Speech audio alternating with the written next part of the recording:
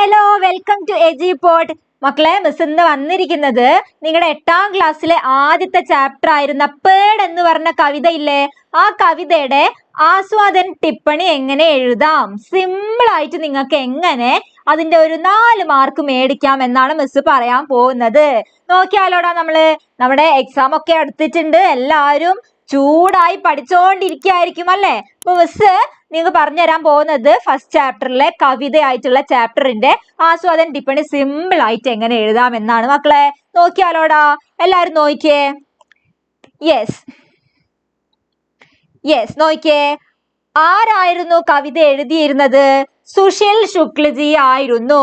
നിങ്ങൾ ആദ്യം തന്നെ ഒരു ആസ്വാദൻ ടിപ്പണി എഴുതുമ്പം ഹെഡിങ് വേണം കൊടുക്കാൻ വേണ്ടിയിട്ട്. നോക്കിയേടാ, ഇവിടെ എന്താ മിസ് ഹെഡിങ് കൊടുത്തിരിക്കുന്നത്? പേഡ് സുശീൽ ശുക്ല് എന്നാണ്. അതായത് കവിതയുടെ പേര് കൊടുക്കുക, അതിന്റെ ഒപ്പം തന്നെ അത് ആരാണോ എഴുതിയിരിക്കുന്നത് ആളുടെ പേര് കൂടെ കുറച്ച് വലുതാക്കി നിങ്ങൾ എഴുതിക്കോ. അതാണ് ഹെഡിങ് വേണ്ടത്. പിന്നെ എന്താണ് വരുന്നത് നോക്കിയേ, എന്താണെന്ന്.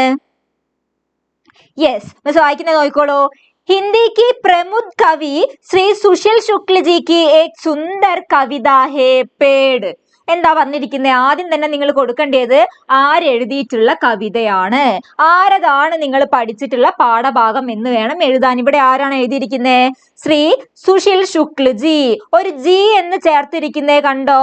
ശ്രീ എന്നും ജി എന്നും ചേർത്തിരിക്കുന്നത് നിങ്ങൾ കണ്ടോ? അത് എന്തിനാണ്?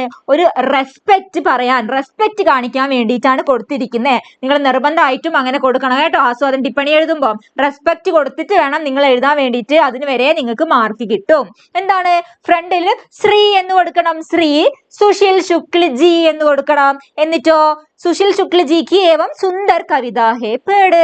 ആളുടെ ഒരു മനോഹരമായിട്ടുള്ള കവിതയാണ് ഈ പേട് എന്ന് പറയുന്നത്. പിന്നെ എന്താണ്? ഈസ് കവിത മേം കവി പേട് കോ ദർജി മാനതാ ഹേ. എന്താണ് പറഞ്ഞിരിക്കുന്നത്? ഈ കവിതയില് കവി എന്താ ചെയ്തിരിക്കുന്നത്? ഒരു മരത്തിനെ എന്തായിട്ടാണ് കണ്ടിരിക്കുന്നത്? ദർജി മാനതേഹേ, ഒരു തയ്യൽക്കാരനായിട്ടാണ് കണക്കാക്കിയിരിക്കുന്നത്.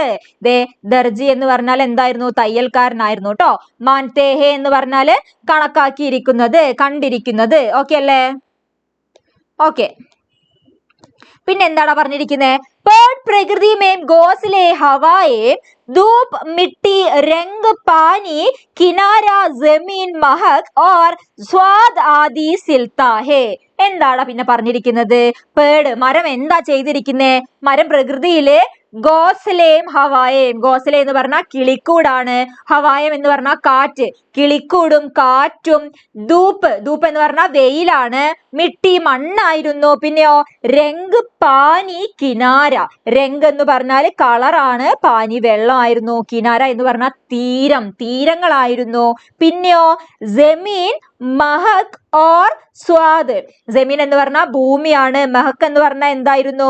മഹക് എന്ന് പറഞ്ഞാൽ സ്മെല്ലായിരുന്നു, സ്മെല്ലും സ്വാദും. ഇവയെല്ലാം എന്ത് ചെയ്തിട്ടുണ്ടായിരുന്നു? പേട് ഇവയെല്ലാം സിൽത്താഹേ, തുന്നി ചേർത്തിട്ടുണ്ടായിരുന്നു.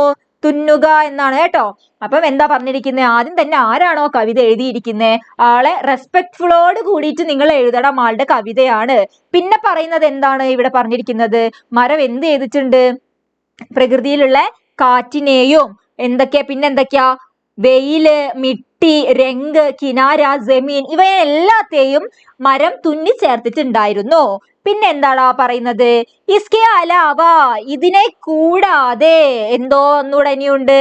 ഹർ ഫൽ മേം ഫൽ കെ സ്വാദ്, ബാഗ് മേം ബാഗ് കെ സ്വാദ് और वन के पेड़ में वन के स्वाद भी सिलता है. വീണ്ടും എന്തൊക്കെയോ തുന്നി ചേർത്തിട്ടുണ്ടായിരുന്നു, അതാ പറഞ്ഞിരിക്കുന്നത്. ഇസ്കെ അലാവ ഹർ ഫൽ മേം ഫൽ കെ സ്വാദ്, എല്ലാ ഫലങ്ങളിലും എല്ലാ പഴങ്ങളിലും എന്ത് ചെയ്തിട്ടുണ്ട്? എല്ലാ ഫലങ്ങളുടെയും സ്വാദും. ബാഗ് മേം ബാഗ് കെ സ്വാദ്, ബാഗ് എന്ന് പറഞ്ഞാൽ തോട്ടമായിരുന്നു കേട്ടോ. തോട്ടങ്ങളിൽ എന്തിന്റെ സ്വാദും? തോട്ടത്തിന്റെ സ്വാദും. और वन के पेड़ में वन के स्वाद भी, നമ്മുടെ വനത്തിലുള്ള കാടുകളിൽ വനത്തിന്റെ സ്വാദും തുന്നി ചേർത്തിട്ടുണ്ടായിരുന്നു. ആര്? നമ്മുടെ പേട്. ഓക്കെ അല്ലേ? എന്നിട്ട് നിങ്ങൾ എന്ത് കൊടുക്കണം?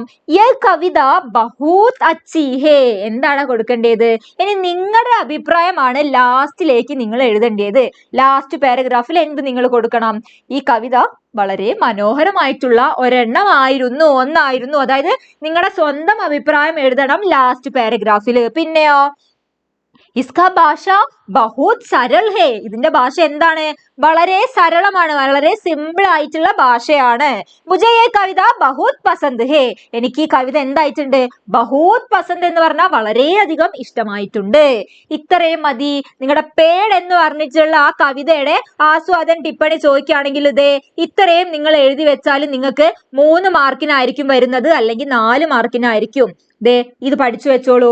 ക്ലിയർ ആയിട്ട് സിമ്പിൾ ആയിട്ട് നിങ്ങൾക്ക് പഠിക്കാൻ പറ്റുന്ന രീതിയിലാണ് പറഞ്ഞു തന്നിരിക്കുന്നത്. നിങ്ങൾ പഠിച്ചു വെച്ചോളൂ മക്കളെ. ആദ്യം എന്ത് വേണം മിസ് ഒരു തവണ ഇവിടെ പറഞ്ഞു തരാം. എല്ലാവരും ശ്രദ്ധിക്കട്ടോ. ആദ്യം എന്ത് വേണം ഇടാ? യെസ്, ഹെഡിങ് വേണം. കവിതയുടെ പേരും ആരാണ് എഴുതിയത് എന്നൂടെ നിങ്ങൾ ഒരുമിച്ച് എഴുതിയാൽ മതി. കണ്ടോ? പേട് സുശീൽ ശുക്ല എന്ന് എഴുതുക. ദെൻ എന്ത് വേണം? ഹിന്ദി പ്രമുഖ കവി, പ്രമുഖമായിട്ടുള്ള ഒരു കവി എന്ന് പറഞ്ഞിട്ട് നിങ്ങൾ തുടങ്ങണം. ആളുടെ പേരിന്റെ കൂടെ എന്താണ്? ആളെ റെസ്പെക്റ്റോട് കൂടി നിങ്ങൾ ശ്രീ എന്നും അവസാനം ജി എന്നും ശ്രീ സുശീൽ ശുക്ല ജി എന്ന് വേണം കൊടുക്കാൻ. അത് എല്ലാ കവിതയുടെ വന്നാലും മക്കളെ അങ്ങനെ ശ്രദ്ധിക്കണം കേട്ടോ. നിങ്ങൾ റെസ്പെക്ട്ഫുള്ളോട് കൂടിയിട്ട് പേര് വേണം കൊടുക്കാൻ. പിന്നെ എന്താണ് പറഞ്ഞിരിക്കുന്നത്? ആ കവിതയിൽ എന്തൊക്കെയാ സംഭവിച്ചിരിക്കുന്നതെന്ന് പറഞ്ഞു. അതായത് മരത്തിനെ ഒരു തയ്യൽക്കാരനായിട്ടായിരുന്നു കവി കണ്ടിട്ടുണ്ടായിരുന്നേ. അതിവിടെ പറഞ്ഞു. പിന്നെയോ മരം എന്തിനെയൊക്കെയോ തുന്നിച്ചേർത്ത് ഉണ്ടാക്കിയിട്ടുണ്ടായിരുന്നു. ഇവയെല്ലാം ഗോസലെ, ഹവ, ധൂപ്പ്, മിട്ടി, രംഗ്, പാനി, കിനാര ഇതിനെല്ലാത്തിനെയും തുന്നിച്ചേർത്തിട്ട് ഉണ്ടാക്കിയിരുന്നു. പിന്നെ ലാസ്റ്റിലേക്ക് നിങ്ങൾ എന്ത് കൊടുക്കണം? നിങ്ങളുടെ അഭിപ്രായമാണ് ലാസ്റ്റ് പാരഗ്രാഫിൽ വേണ്ടത്. അവിടെ എന്താ കൊടുത്തിരിക്കുന്നത്? ഈ കവിത വളരെ ബ്യൂട്ടിഫുൾ ആയിട്ടുള്ള മനോഹരമായിട്ടുള്ള ഒരു കവിതയാണ്. കവിത ബഹുത് അച്ചി ഹേ. കണ്ടോ? പിന്നെയോ ഇസ്കാ ഭാഷ എന്താണ്? ഇതിന്റെ ഭാഷയെ കുറിച്ച് വേണം പറയാൻ. ഇസ്കാ ഭാഷ ബഹുത് സരൾ ഹേ, സിമ്പിൾ ആയിട്ടുള്ള ഭാഷയാണ്. മുझे ये കവിത ബഹുത് പസന്ത് ഹേ. എന്താ പറഞ്ഞിരിക്കുന്നത്? എനിക്ക് ഈ കവിത വളരെയധികം ഇഷ്ടമായിട്ടുണ്ട്. നിങ്ങളുടെ അഭിപ്രായം കൊടുക്കാം. ഓക്കെ അല്ലേ? ഇത്രയും നിങ്ങൾ എഴുതി വെച്ചാൽ മതിയടാ. നിങ്ങളുടെ പേട് എന്ന് പറഞ്ഞിട്ടുള്ള ചാപ്റ്ററിൽ നിന്ന് ആസ്വാദൻ ടിപ്പണി ചോദിച്ചു കഴിഞ്ഞാല് ഓക്കെ അല്ലേ? ഇനി നിങ്ങൾക്ക് ചിലപ്പോൾ ക്വസ്റ്റ്യൻ നിങ്ങളുടെ കവിതയിലെ 2-3 ലൈൻ തരുമായിരിക്കും. ലൈൻ തന്നിട്ട് നിങ്ങളെടുത്ത് പറയും ഈ കവിതയുടെ ആസ്വാദൻ ടിപ്പണി എഴുതാം. അപ്പൊ നിങ്ങൾക്ക് എന്ത് ചെയ്യാം? ഒരു ഐഡിയ നിങ്ങൾക്ക് അവിടെ യൂസ് ചെയ്യാം. ക്വസ്റ്റ്യൻ പേപ്പറിൽ തന്നിട്ടുള്ള 2-3 ലൈൻസ് കൂടെ നിങ്ങൾക്ക് ഇവിടെ ആഡ് ചെയ്യാം. തന്നിട്ടുള്ള ലൈൻസ് കൂടെ നിങ്ങൾക്ക് ഒരു അടുത്ത ഈ സെന്ററിലെ പാരഗ്രാഫ് ആക്കിയിട്ട് നിങ്ങൾക്ക് കൊടുക്കാം. ആ ലൈൻസ് എഴുതി വെക്കാം. ആ ലൈൻസ് എഴുതി വെച്ചിട്ട് എന്ത് പറയാം? ഈ ലൈൻ എന്താണ്? വളരെ മനോഹരമായിട്ടുള്ള ഒരു ലൈനാണ് എന്ന് നിങ്ങൾക്ക് വേണമെങ്കിൽ പറയാം. മനസ്സിലായോ? നിങ്ങൾക്ക് ഓരോ ട്രിക്സ് യൂസ് ചെയ്യാടാ. നിങ്ങളുടെ ക്വസ്റ്റ്യൻ പേപ്പറിൽ തന്നെ നിങ്ങൾക്ക് തന്നിട്ടുണ്ടായിരിക്കും. ഓക്കെ അല്ലേ മക്കളെ? ഓക്കെ അല്ലേ? ഇതെല്ലാരും പഠിച്ചു വെച്ചോളൂ കേട്ടോ. സിമ്പിൾ ആയിട്ടുള്ള ആസ്വാദന ടിപ്പണിയാണ്. സെറ്റ് അല്ലേടാ? ഓക്കെ.